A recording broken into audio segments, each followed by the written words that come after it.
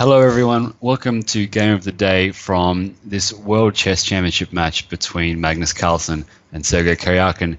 I'm Grandmaster David Smerdon from Australia. I'll be presenting to you just a recap of the game from the second game of the match, the first time that Karyakin took the white pieces. Of course, the first game was a draw. We were all very interested to see how Karyakin, with his massive preparation team and this huge support that he's been given from Russian Chess Federation and others, would how that would play out in terms of opening preparation when he's given the advantage of the first move. Well, spoiler alert, it was a draw, and it wasn't the most exciting draw in the world, if I'm being perfectly honest. But there are some interesting things that we can take from the match, and particularly from the way that the opening went. So I'll spend a little bit of time going through the game and also talking about what that might mean for the future games that we might expect here. Okay, so Karyakin starting with 1e4 was not a surprise, and 1e5 was predicted by myself and a few others as well. And now things get a little bit interesting after knight f3, knight c6. I actually predicted the Scotch from Karyakin, which is a strange choice perhaps, but I'll tell you why. First, I thought that his strength, that is Karyakin, is not to get into these huge closed maneuvering battles, but actually to try and get things tactical, get things sharp for both players, where opening preparation, memorizing lines, using strong computer analysis in your team beforehand, those sort of things get to play more of a role than just that sort of natural ability where Carlsen has this tendency to strangle his opponents. So I thought the Scotch might happen. The second reason for this is because there are a lot of rumors going around that Ian Nepomniachtchi, one of the top Russian players, one of the top young players in the world actually, it has joined Karyakin's team after having worked for a little while for Magnus Carlsen, and he's the world's expert in the Scotch. He's got some great ideas there.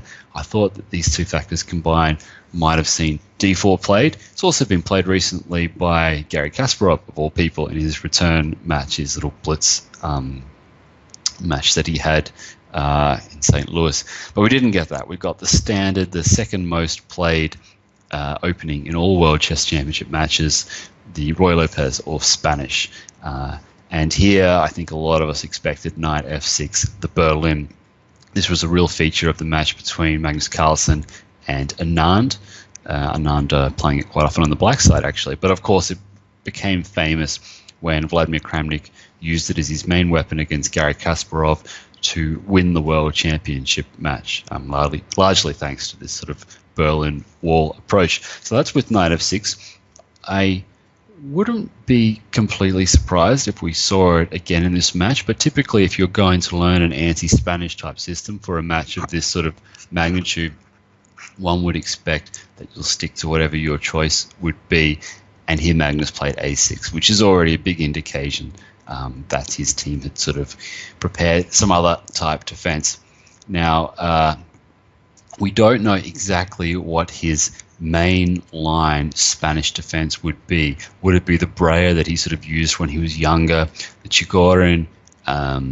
Could it have been the Zaitsev? We're not entirely sure, because at this point, after bishop e7, Sergei played 6d3, sort of a closed Spanish. As far as I know, it's got a very boring name. It's called the 6d3 Spanish, but anyway, it actually transposes quite often to a similar structure that one might get in the Italian game, that is if white had played 3 bishop c4.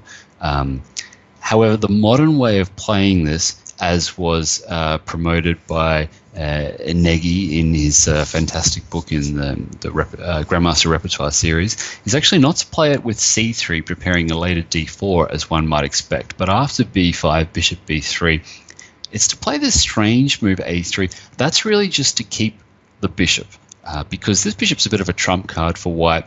Had black played knight a5 on the previous move, the pawn on e5 was undefended. So now after playing d6,